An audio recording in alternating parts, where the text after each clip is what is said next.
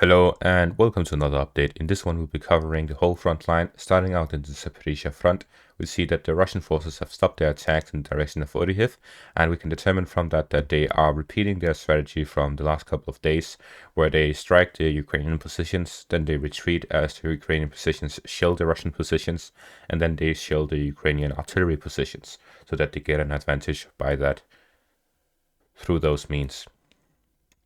Then we see here in the Holyapole area that they continue their attacks in the direction of Chervonna as well as Melinivka, as they try to gain control over the high grounds to the southeast of Holyapole.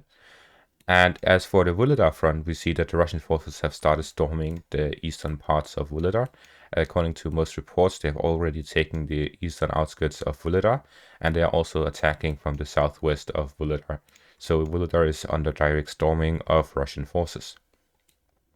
As for the Marinka-Krasnohorivka area, the Russian forces are continuing the attacks in these areas.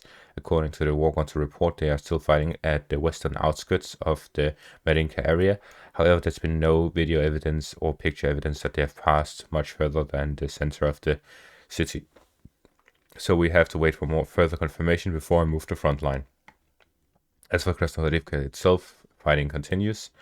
And in the north, around the Bakhmutivka area, which is north of Avdiivka, the Russian forces are also continuing their attacks as they try to gain control over the rest of the city.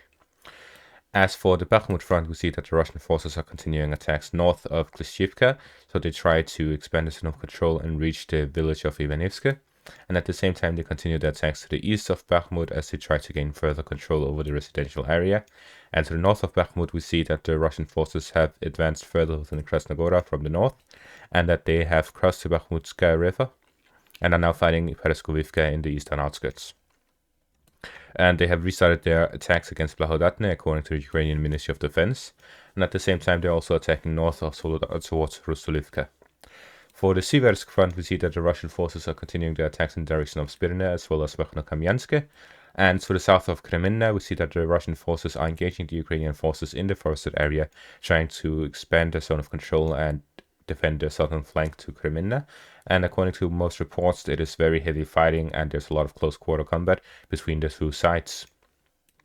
To the north of Kreminna, the Russian forces are continuing attacks in Chernipovivka, where they try to regain control of the village. And finally, in the very north of the Luhansk front, we see that the Russian forces are continuing attacks in the direction of Hrunayevka and Devorishne. And that's going to be all for this update. Hope you all enjoyed. Thank you for watching and have a great day.